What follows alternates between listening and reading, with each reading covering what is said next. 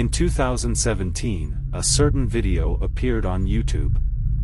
The phone recording presented a busy intersection in a rather large city, probably in the United States. The circumstances indicated the situation took place during rush hours on March or April, as people were wearing light coats and some snow was still visible along with blooming trees and grass. The recording starts with screaming. You can hear distant cries. Few people are seen running, and even from a distance, it is clearly a panic rush, with lots of scuffling and pushing aside. There is a sense of confusion and uncertainty in the air. Among the obscured noises, one clear "what's going on" can be heard. The video is good quality, but shaky, as the person holding the phone is trying to get closer to the commotion. Around the 10th second the chaos starts spreading. Pedestrians are now moving faster and more people are running. If it wasn't for the crowd on the crossing, some would definitely got hit by a car, as they are reckless and focused on getting as far as they can. The faint sound of police sirens can be heard at the moment. The phone user is now more or less 40 feet away from the center of the ruckus, getting a nice panorama shot. 2 seconds later there is a scream somewhere very close. Mass hysteria ensues. When the timer hits 19 seconds, a girl in a green hoodie emerges from the right corner of the screen. She is unnoticed by the camera person. The crowd is thinner where she appeared, and she easily navigates among the pedestrians. You can see she is somewhere around her early 20s, has long black hair that covers half her face and seems less distracted than anybody else, holding her hands in her pockets and hunching as if having back problems. People are now running around her.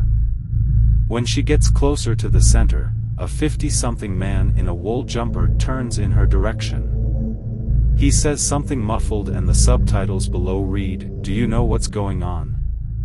Before any of the viewers start wondering why this random voice is subtitled, as nothing else is, the girl says something in response, then releases her hand from her pocket and touches the man on the shoulder. The camera notices the sudden movement in the corner and zooms at the scene, where the man starts twitching frantically as if having a seizure. Something happens to his face as it starts getting red and blistering.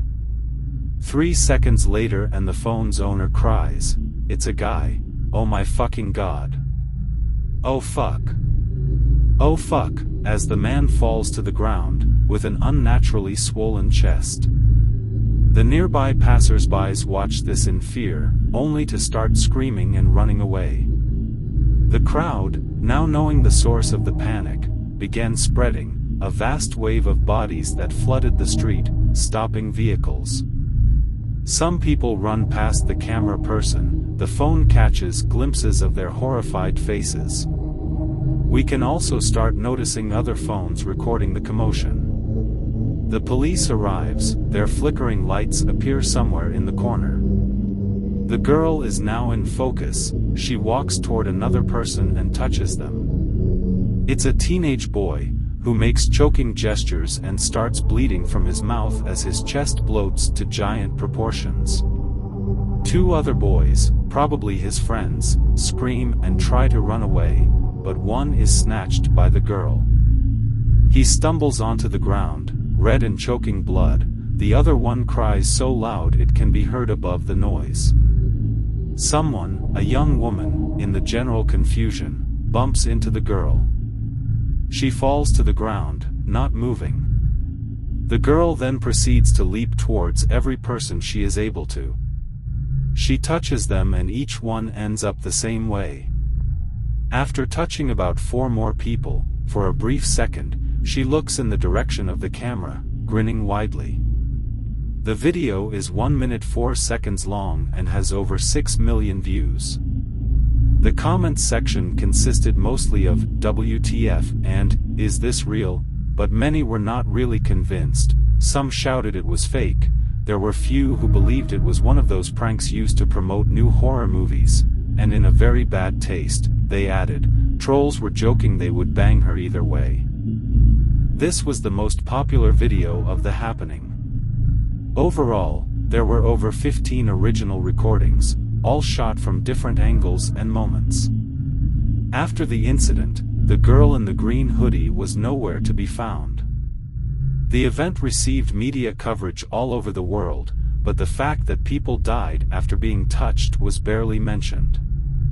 Most news reports described it as a biological attack organized by terrorists and that the girl in the green hoodie was using either some kind of gas or syringe filled with toxic chemicals.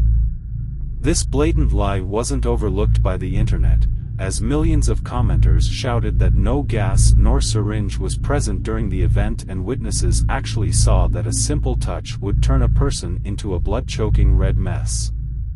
The media, however, refused to accept this explanation and turned a blind eye to the accusations. No real explanation was given to the deaths as well. According to medical authorities, the victims had been dead before any help arrived. For a few days only a range of symptoms were presented to the public: skin lesions, obstruction of the lungs, eye inflammation, etc., as the official cause of death was still unknown. However, 2 days after the incident, a post was published on an anonymous message board. The creator claimed to be one of the morgue attendants that were examining the bodies. He or she felt obliged to tell the truth about the condition of the bodies, but were shut down by their supervisors in order not to spread panic. They explained that the cause of death was asphyxiation caused by severe pulmonary injuries, which explained the bleeding and swollen chests. OP expressed their shock as they have never seen such amount of damage caused in such a short time. They also added that the victims were exposed to aflatoxins. Aflatoxins are cancerous chemicals often found in corn, walnuts, or peanuts, to name a few, that, especially when improperly stored, can lead to liver cancer and other horrible things such as hemorrhage.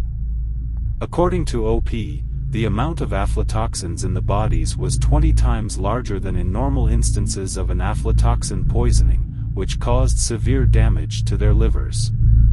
The list of symptoms goes on: throat injuries, internal bleeding, dermatitis, sore and bloodshot eyes, etc., developed to a very serious stage. The effects are similar to being exposed to black mold for a prolonged period of time, wrote the anonymous user, and never responded to any of the comments. Although people were skeptic, the post gained a lot of attention. For a few months, YouTube became flooded with reaction videos and theories.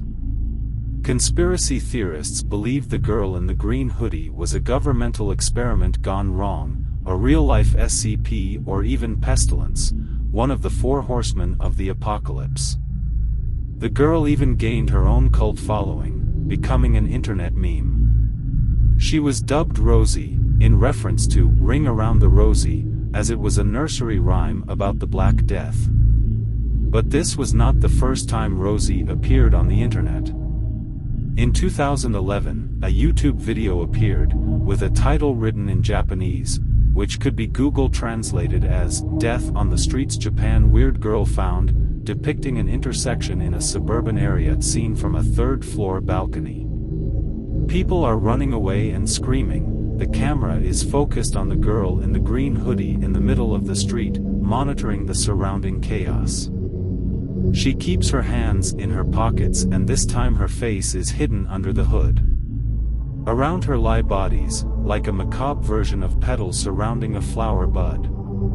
You can hear the camera person talking with someone next to them. Their voices are pitched to an almost chipmunk-like squeak, but unless you know Japanese, you can't make out what they are saying. After almost 2 minutes of footage, Rosie leaves the scene before the police arrives.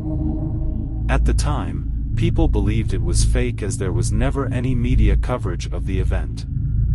No one knew where it had taken place nor who recorded this. However, after the incident in 2017, the person who remembered the Japanese video, decided to create a subreddit about it. I first encountered the green hoodie girl aka Rosie video yesterday and couldn't shake off the feeling of déjà vu. I searched my old YouTube playlists and found an old Japanese video from 2011, link below. I'm certain this is the same girl even though you can't see her face. The hoodie is the same. I want to know if these are related somehow. Does anybody have any information concerning any of the videos? Has someone ever seen this girl before? The first response appeared 2 days later. When I first saw that video, I was freaked out because I had a very similar experience 2 or 3 years ago. I was sitting on a bench in a park. There was not many people and, walking, jogging, etc. I was on my phone, waiting for a friend, but when I raised my head I noticed a girl in a green hoodie. She bypassed me without any interest and I only remembered her because she had a big smile on her face which I thought was cute at the time.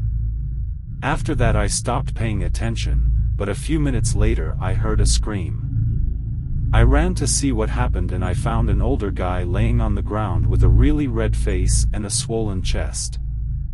I thought he choked on something, so I called 911. It took them some time to get there, besides I was scared right out of my mind at that time, so I can't remember if the girl was even there.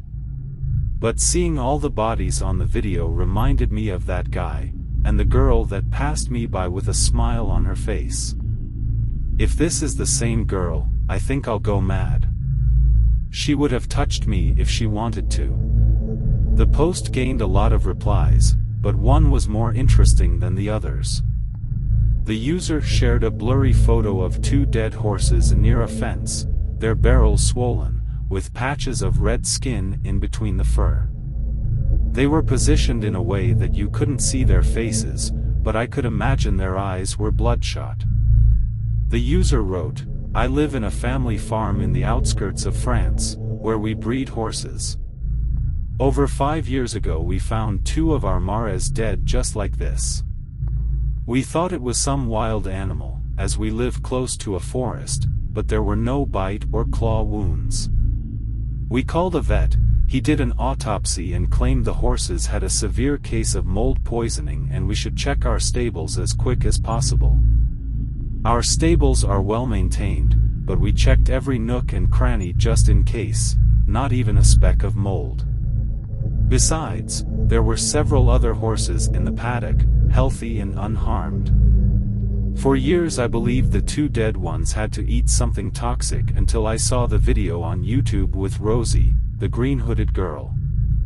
I couldn't believe my eyes, because the victims had the same symptoms as our mares back then. Then I found the post of that autopsy technician who described the cause of death, asphyxiation from severe black mold exposure. Fucking mold exposure. I don't know if she killed my horses, but the symptoms were exactly the same. There is a path next to the paddock, right near the fence where our horses were found. People were horrified after seeing the photo. You can kill a man and no one bats an eye, but animal cruelty is, fortunately, less tolerated on the internet. Many hypotheses appeared before someone posted another video. He wrote an introduction in broken English, but I managed to make out the general sense.